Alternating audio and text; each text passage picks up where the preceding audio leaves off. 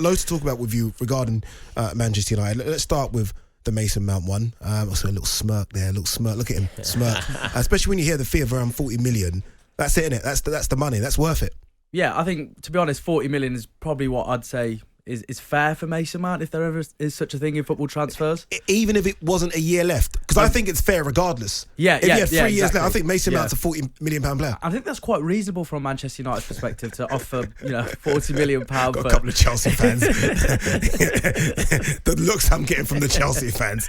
But I mean, Mason Mount, £40 million, like I said, I think it's quite reasonable. But look, we always knew that the opening bid from Manchester United was never going to be the successful one for Chelsea. And do you know what? I think both sides of this potential deal in terms of Man United and Chelsea, I think they're both going to the extreme lengths of their, obviously, sort of the rating that they have for Mason Mount in terms of obviously how much they should pay for him. So Man United are obviously going for 40 million, Chelsea are going to go for the 70, 75 million, and they'll probably meet somewhere in the middle. I was told quite a while ago when I first got wind of the Mason Mount stuff that around about 55 million probably would be reasonable on both sides. And I think, to be honest, I think Chelsea are the winners in that situation. £55 million for a player. You're the winners. You're getting an England international who's still not even hit his prime yet, and I think he's going to elevate your midfield to what level? To what level? That's my only concern. It's just an improvement on Eriksen. So even if it takes up a couple of levels, just an improvement on Eriksen. He maybe can't see a pass like Eriksen, but mate, he's gonna do so much in that midfield. He's an engine.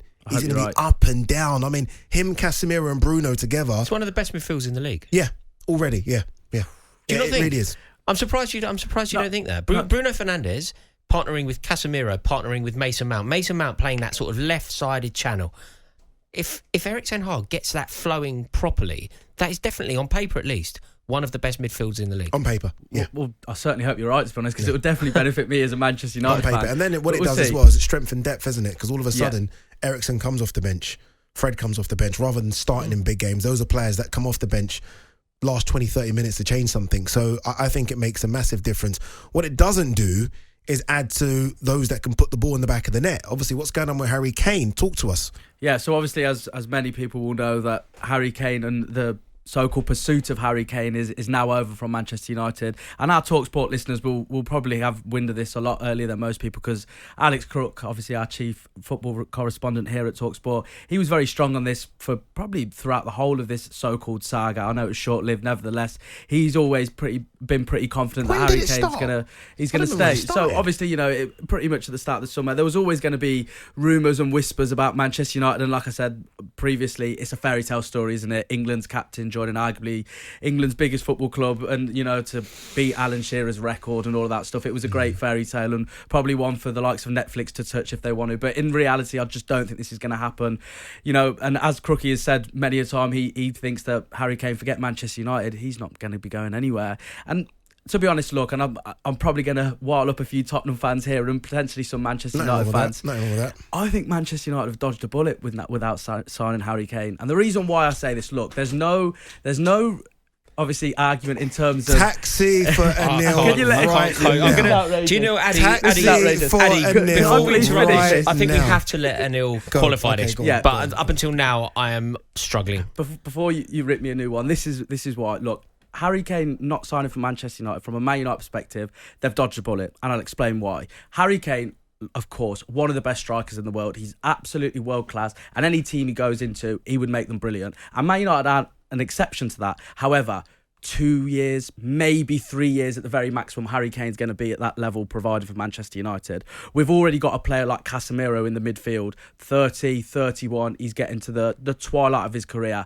Could you imagine a situation where a player like Casemiro, who's so influential for Manchester United, and then a Harry Kane, both at the same time, just completely leave Manchester United? They don't provide anything. What's the problem with that? And the problem is you can want now. I think too many fans think about the future. Of course, but then I want a player that can come in and do it immediately. Yeah, of course. And Harry Kane gives you immediate He would definitely success. do that. But then this is the issue. In 2 years down the line, Man United are going to be in the same problem again. They're going to need to sign a striker, and with the likes of Victor Osimhen and now, of course, Kylian Mbappe, there's Why a do you few think rumours it's only 2 or 3 years for Harry Kane out of interest? Because I think his injury record of recent is well exaggerated. And he's 29 years old. He's 29 years old, and I think, not comparing him to Benzema, but we've seen Benzema clearly be the Ballon d'Or winner at 35. These players can go on and on and on. This isn't players of yesteryear that kind of fall off the cliff at 31. Do you know what? You're completely correct. There seems to be this misnomer in football that Harry Kane is an injured player or he's got a glass ankle. It's just not true. Not anymore. He started every single game for Tottenham last season. Wow. He's the only Tottenham player that started every single game for Tottenham. I can't believe it, Neil. You've walked in here like this, chest up. You've had Wout Weghorst up front, and you said you've dodged a bullet with Harry Kane. Howler. That's 2 and 2 now. When you had a centre-back up front. Anyway, look, forget Harry Kane for a second. There's been some rumours, and I know you want to discuss this as well, about arguably the best forward in the world coming to your club, Mr. Kylian Mbappe. What can you tell us? Well, look, we were talking a little bit about these Netflix storylines, didn't we? And Kylian Mbappe coming to the Premier League, joining Manchester United to rival Erling Haaland at Manchester City for the top player in the world, the top striker in the world, to make their team the top team in the Premier League.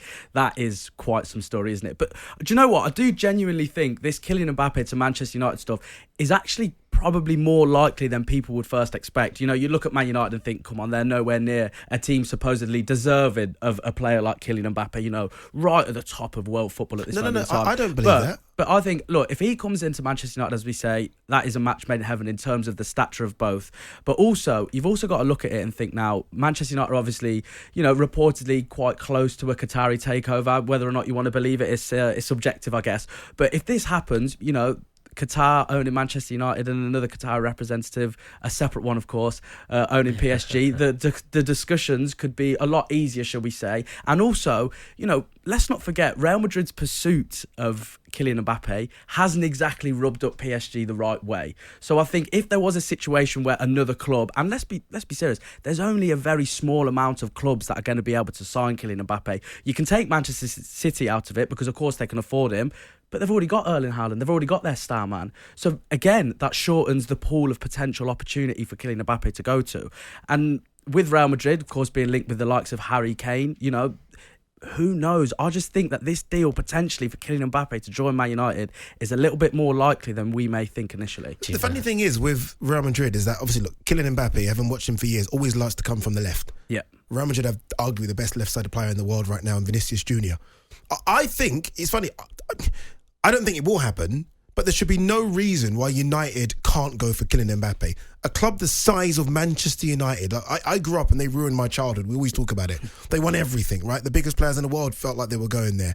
I don't know why United can't get Kylian Mbappe. I don't think it will happen, but I don't know why they can't get him. I can think of a couple of reasons. Go on. Because the club that you are identifying through your childhood are not the same club. They've been redefined since then. No, Post-Fergie isn't the same club as pre-Fergie. You are correct, but I'm talking about in terms of being a financial powerhouse still. So you're right, in terms of silverware, no. But in terms of being the richest club in world football, still very much yes. And the other reason would be Real Madrid, the prestige of Real Madrid. Of course, Manchester United are a huge club. Of course, playing in front of the Stretford End is an honour. And of course, they can get almost any player. But when Real Madrid come knocking, this version of Real Madrid. You know how you said Vinicius there? You said they got Vinicius.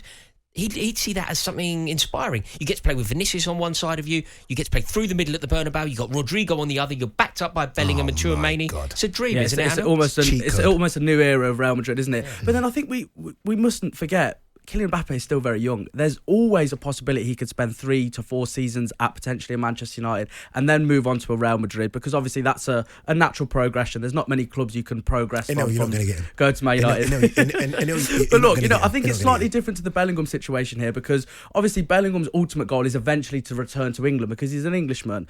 Whereas for European players, they might come to a club like Manchester United, but then they'd want to eventually go to a club like Real Madrid and have their real peak contract, their upper echelons of the career right at the biggest club in the world. So I think potentially... Very quickly, sorry to cut across you, time's of the essence. Such a busy it always show flies today. by, Such a busy show today. If not Harry Kane, and let's be honest, it's not going to be Kylian Mbappe this season. Who? Okay, who's going to be? So besides Victor Osimhen? Who's it going to be? Besides Kane and Mbappe. Yeah. So I think Rasmus Højlund is a name that's very realistic for Manchester United at the moment. He's a young player, but this is the thing though. Look at the drop. It's VTech Haaland, isn't it? We've been talking about Ferraris. He just mentioned the Ford Mondeo. Look at that. But look, he's a player that Manchester United have been linked with heavily. Erik ten Hag's a big fan of him, and he fits the mould perfectly for an Erik ten Hag player. Someone who's not quite at the peak, but someone who can really progress in the team, and ten Hag can provide that platform for him. So that's also a name. But personally, although I don't think it's going to happen, Victor Osimhen, well, come on. I think all three of us sat on this table here would take him in a heartbeat. Yeah, no, certainly would.